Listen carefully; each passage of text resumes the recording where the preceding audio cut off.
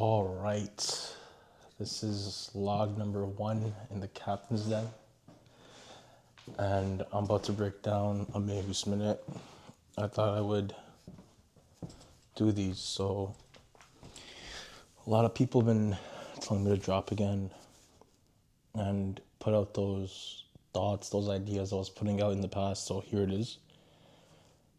I just got this. I honestly have no idea what I'm doing.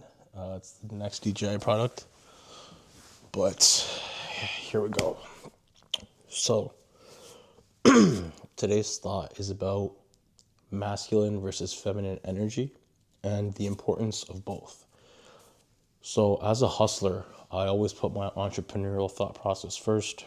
Your risk management, your profit and loss, your overhead, your running costs, your variable costs, cash flow, all these concepts, if you interpret and can put into your day-to-day life, it will help you grow. And the reason for that is if you manage your life like an entrepreneur, like a businessman, like someone who's organized, methodical, and strategic with their time, energy, and resources, like by default, by equation, you will grow. There's literally no other possibility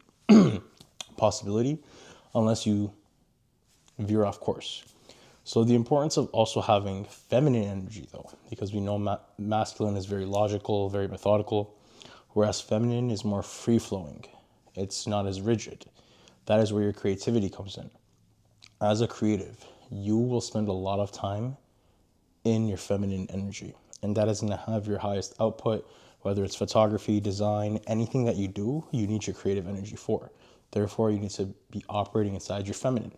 And the way that this works is that feminine energy is very restful, very playful, very joyful.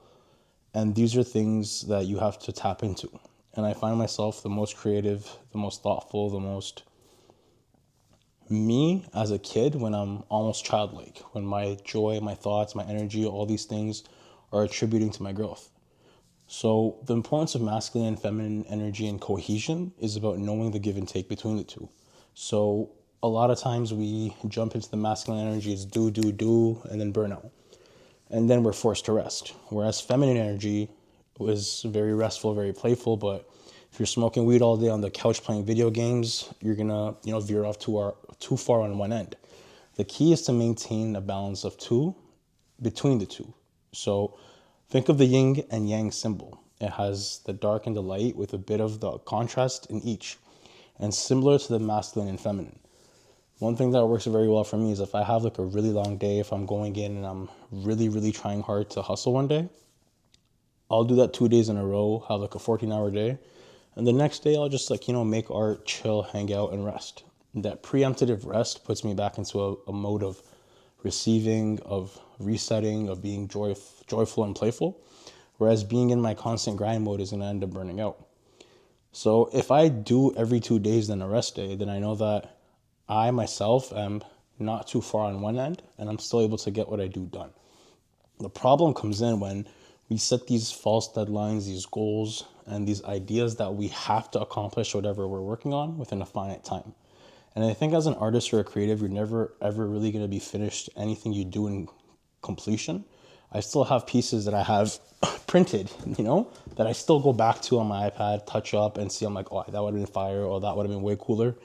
But you have to come to terms with the fact that you gotta move forward. And as a creative, we tend to add ourselves into this mindset of functional freeze, where we're too analytical and we're not doing enough. And we have so many creative ideas that it kind of puts us into a rut, where you're running on like a treadmill at full speed, but you're not getting anywhere. One thing that really worked for me and stepping out of that rut, because I was in it for 2-3 years, and when I really had my breakthrough, was understanding I could only grow so much as a person as I can as a creative. Meaning the more I work out, the more I take walks, I read, I meditate, I pray, all these things that attribute to a higher quality of life for myself, creativity seems to just flow easier. And I think the reason that people get so lost in this is because they're trying to have year 10 results in year 2. They're trying to skip the grind, they're trying to skip the hustle. And you will have to go through a period in any career, not just creativity, where you eat shit, do jobs you don't want to just to pay the rent, and you have to move forward because you love what you do so much, it's like play. If you can eat the most amount of shit and survive that period, after it's just blessing on blessing. But get this, unless you're at capacity to receive, you'll delay your own growth. Meaning, money management, money implementation, cash flow habits, things that would make you run yourself like a business if you're not paying attention to, you will never get that business back. I see so many creatives with, $10,000 project dreams, but they have $80 an hour project habits, right? It's a very big difference. The communication is delayed. Their focus, the details off. They don't have that hunger and intensity, and they take forever to get back to you. Bro, I don't understand what kind of generation we're in where everyone's on their phone all times of the day. But because social media, ChatGPT, and AI have reduced our critical thinking and logic skills so low, bro, it's like we avoid human connection, we avoid friction and confrontation and difficult conversations just to feel this weird sense of comfort and relief that we are good at it as is. That the whole like ideology behind love yourself as is, you are great as is, and I'm sorry, I don't agree with that. You could always grow. You should be grateful and thankful for where you're at for sure, but don't be content. I think the second you become content is when you lose your edge, is when you stop trying, right? Like obviously if someone weighed 500 pounds and they lost 150 pounds, it's like, bro, good for you. But you're still like 100 pounds above average. Don't you want to keep going? Like pat yourself on the back and keep pushing towards your goal. So many times creatives just veer off right, left, right when they're at the finish line. And I'm just as guilty. We see short-term validation. We accept whatever reality we're given instead of trying to create what's beneficial to us. And we always put the shortcut first, and it's a very interesting thing because as creatives, the process is what you have to fall in love with. You have to fall in love with the idea and notion that what I am doing, I love it so much. It doesn't matter if I do it for another year, 10 years, 100 years.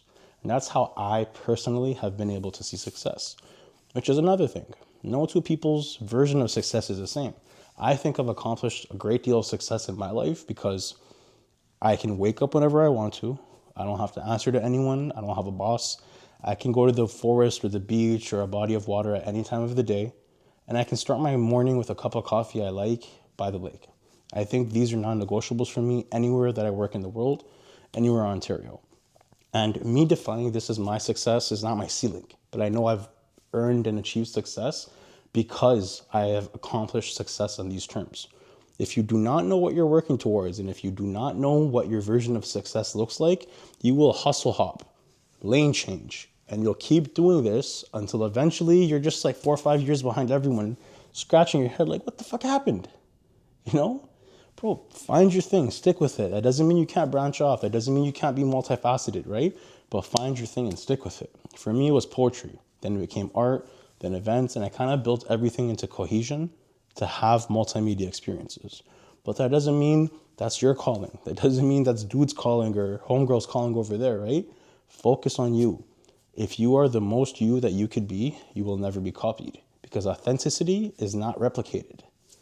That's my message for today. A bit into masculine and feminine, a bit about creative hustle. And I'm just going to start dropping these. This was one take at 9 minutes. All right, this is a Mayhoose Minute.